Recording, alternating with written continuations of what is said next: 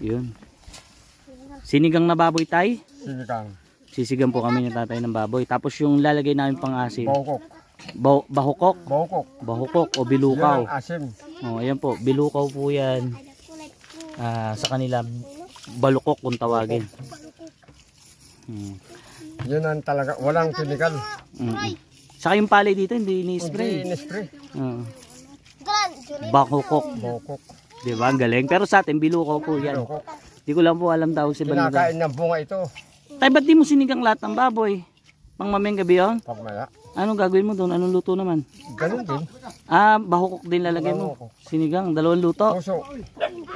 Puso naman na saging. Oh, di ba? Okay na yan. Sasalang na yan tayo. Asin bechin, wala na. Hindi na asinan? Asinan. Asinan din. Kala ko hindi na asinan.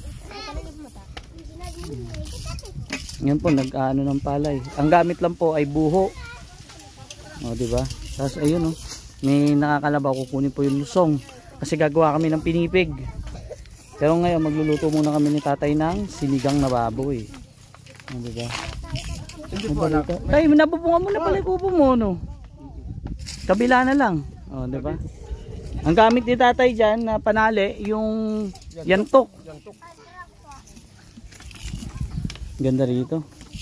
Walang gastos. Pero yung pinipig tayo, masarap ba yun? Masarap yun. Sarap yun. Paborito nila. Ang pinipig po kasi dito, syempre, ang mga palay dito, hindi ini-spray. Hindi nilalagyan ng pataba. Kaya masasabi mo na talagang napaka-healthy ng pagkain nyo. Di ba? Yan o. Yan yung ginagawa. Ayun. Ginaganyan lang siya. Galing ah. Kahit maraming palay, ganyan talaga ginagawa niya tayo. Yung iba inaapak-apakan para matanggal. Kung magulang na, apakan mo. Pag magulang. Ayun pala, kaya ginaganon kasi mura siya, pinipig. Kaya kailangan ganyan ang pamamaraan. Ang galing, di ba? May reason naman pala bakit ginaganyan. Kasi hindi matatanggal sa dahon niya. Hindi matatanggal kasi mura pa. Hindi pa siya magulang. Pagka inapakan mo, pagpapak, makapit pa siya. Yan. Yan po ay malagkit. Gagawin namin pinipig ni tatay. Ang ginagawang pinipig ay yung binatag. Mura. Yung binatag. Yung binatag.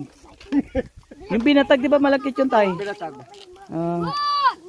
Maraming lakatan dito. Yung violet. Di ba ang galing? Wala mo naman.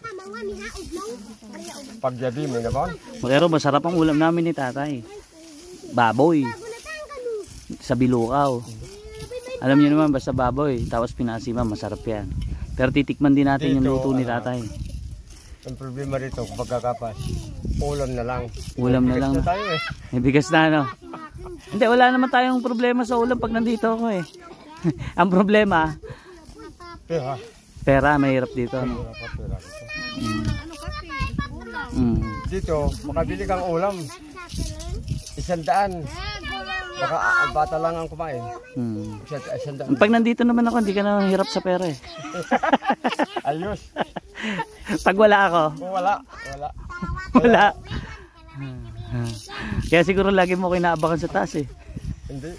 Paggabi, hindi ka makakatulog hanggang alaw na ako. Iniisip ko yung nangyari sa buhay ko. Yung ba't gano'n na nangyari. Yung Diyos na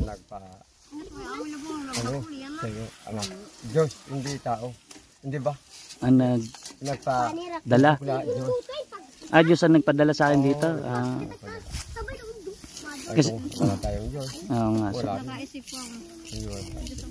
Yung mga kinikita po ng video natin kay tatay is para sa kanya po yun ha. Para sa mga hindi nakakalam. Kung kumulang man o sumobra, hindi ko na po kinukwenta yun. Basta para sa akin yung kinikita ng mga ginagawa ko na video, ginagawa ko na video, nakasama siya, para sa kanya po yun, para sa hindi ba? Ang dami po nila dito sa baryo at hindi lang po si tatay yung binibigyan natin ng tulong dito. Hanggang doon sa may kabilang baryo nagbibigay po tayo. Kaya si tatay, nakakatulong si tatay doon sa baryo.